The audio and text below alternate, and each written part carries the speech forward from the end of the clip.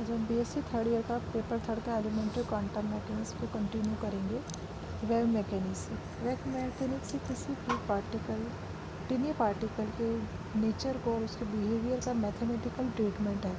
सन 1926 में स्ट्रोडिंजर ने mathematical formulation दिया था इस इलेक्ट्रॉन के वेव नेचर को समझाने के लिए कि वेव मैकेनिक्स 3 कॉन्सेप्ट पर आधारित है: डी ब्रॉगली कॉन्सेप्ट और dual nature of matter, Heisenberg uncertainty principle और श्रोडिंगर वेव इक्वेशन।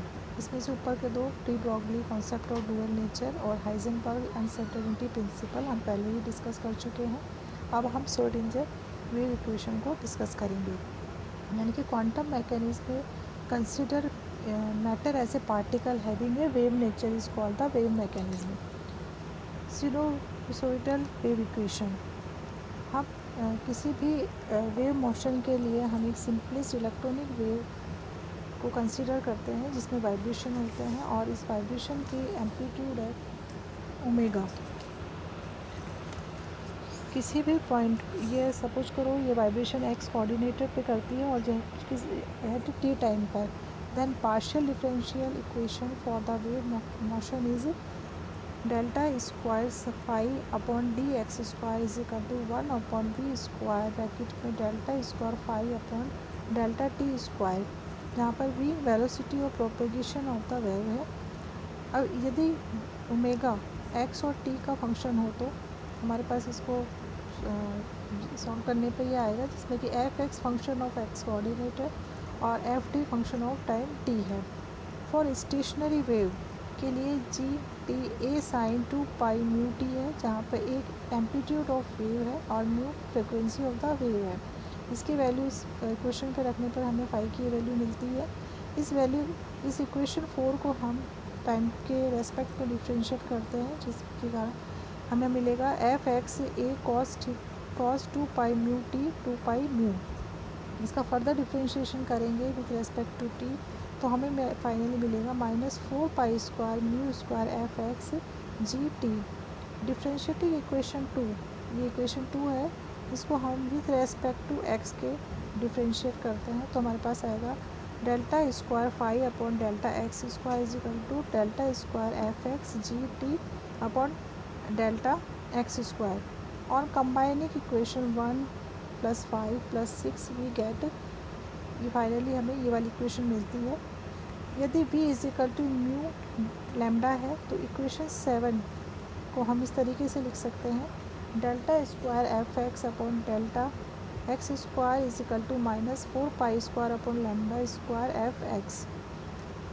ये इक्वेशन जो है वो एक्स एक्सिस पे के जब वेव जो है एक्स एक्सिस पे प्रोपेगेट करती है तब के लिए है, लेकिन इलेक्ट्रॉन जो है स्पेस में सभी दिशाओं में मूव करता है, इसलिए हम तीनों एक्सिस को हम कंसीडर करते हैं। तो ये वाली इक्वेशन हमें इस तरीके से प्राप्त होती है: delta square phi upon delta x square plus delta square psi upon delta y square plus delta square psi upon delta z square plus 4 pi square upon lambda square psi is equal to 0। ये equation सभी प्रकार के टिनी particles के लिए suitable है: electron, proton, atom, photon etcetera. अब Schrodinger wave equation, Schrodinger used equation 9, मतलब ये जो इक्वेशन 9 है इसको यूज करके उसने टोटल एनर्जी ऑफ इलेक्ट्रॉन निकाला, जो कि टोटल एनर्जी ऑफ इलेक्ट्रॉन हमें पता है काइनेटिक एनर्जी और पोटेंशियल एनर्जी के इक्वल होती है। यहाँ पे E is equal to half M B square plus V, यहाँ पे एफ एम बी स्क्वायर है काइनेटिक एनर्जी और वी है potential energy of the electron.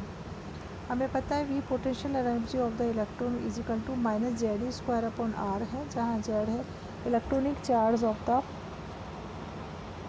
Electron. Half M B square को हम half p square upon m v लिख सकते हैं। और फाइनली जब हम इसमें डी ब्रॉगली इक्वेशन को जब हम पुट करते हैं तो ये हमारे पास आ जाता है H square upon 2m lambda square. इस वैल्यू को हम उस इक्वेशन 9 में पुट करने पर हमारे पास आता है E - v is equal to h square upon 2m lambda square. तो lambda square is equal to h square upon 2m E - v।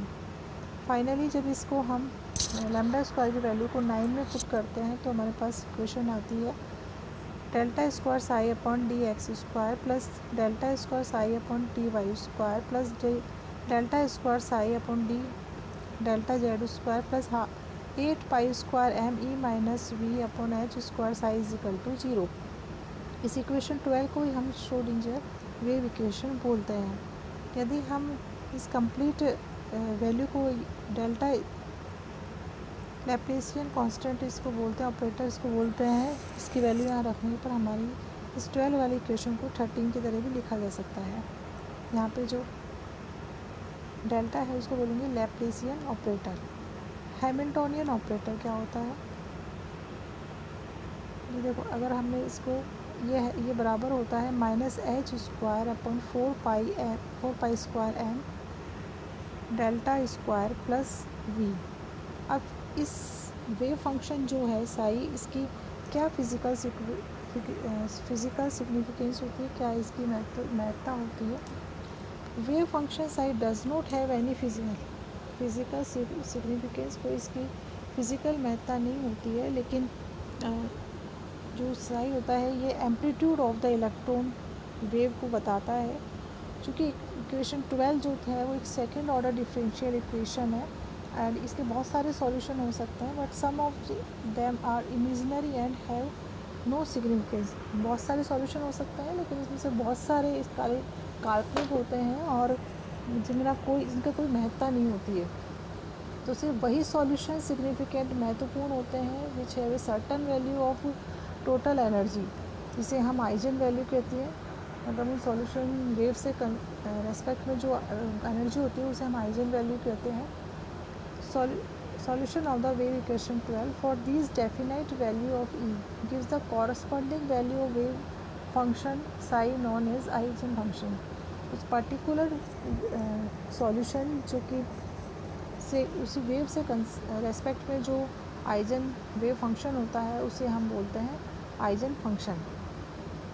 अब properties of the Sai, A well behaved wave function, मतलब हम कौन से सॉल्यूशन, बहुत सारे solution होते हैं लेकिन हम कौन सा सॉल्यूशन हमारे लिए सिग्निफिकेंट होता है उसमें, उसके लिए हमारे पास साई में निम्नलिखित प्रॉपर्टीज़ होनी चाहिए। तो साई शुड भी सिंगल वैल्यूड होना चाहिए। क्या मतलब हुआ कि यानी कि it's means for each value of x y z there must be only one value of psi. Psi क्या है, एम्पलीट्यूड ऑफ द इलेक्ट्रॉन है, और जो साई स्क्वायर होता है वो is the probability of finding electron. तो किसी भी जगह पर, किसी पॉइंट पर, किसी एक ही जगह पर इलेक्ट्रॉन के पाए जाने की प्रायिकता सबसे ज़्यादा होगी। मतलब तीनों दिशाओं में जो पाए जाने की प्रायिकता हर दिशा में नहीं हो सकती है, एक पर्टिकुलर पॉइंट पे ही होगी, इसलिए साई शुड भी सिंगल वैल्यूड होना चाहिए। दूसरा, साई मस्ट बी कंटिन्यूस होना चाहिए, यानी कि there must be not sudden change in psi when its variable are changed। there must not be and sudden change, मतलब यहाँ पे कोई अचानक चेंज नहीं होना चाहिए जब हम इसके वेरिएबल्स को चेंज कर देते हैं। psi should not necessarily be real, it may be complex।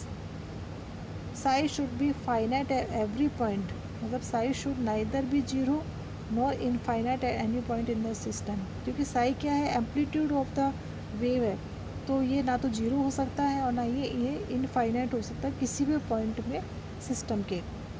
Interpretation of the Sai, ये इसके दो इंटरप्रिटेशन दिए गए थे। पहला तो श्रोडिंगर ने खुद ने ही दिया था, इसने कहा था कि फॉर इलेक्ट्रोमैग्नेटिक वेव के लिए जो इलेक्ट्रॉनिक डेंसिटी होती है वो ए स्क्वायर के प्रोपोर्शनल होती है। यानी कि इलेक्ट्रॉन डेंसिटी क्या होती है, एनर्जी डेंसिटी क्या होती है, एनर्जी पर यूनिट वॉल्यूम, और ए है यहाँ पे एम्पलीट्यूड ऑफ वेव, तो number of photons per unit volume हो जाएगा energy density upon H new के। यानी कि फोटोन डेंसिटी हो जाएगी ए स्क्वायर, मतलब एनर्जी डेंसिटी किसके प्रोपोर्शनल है, ए स्क्वायर के, तो ये हो जाएगा ए स्क्वायर अपॉन एच न्यू।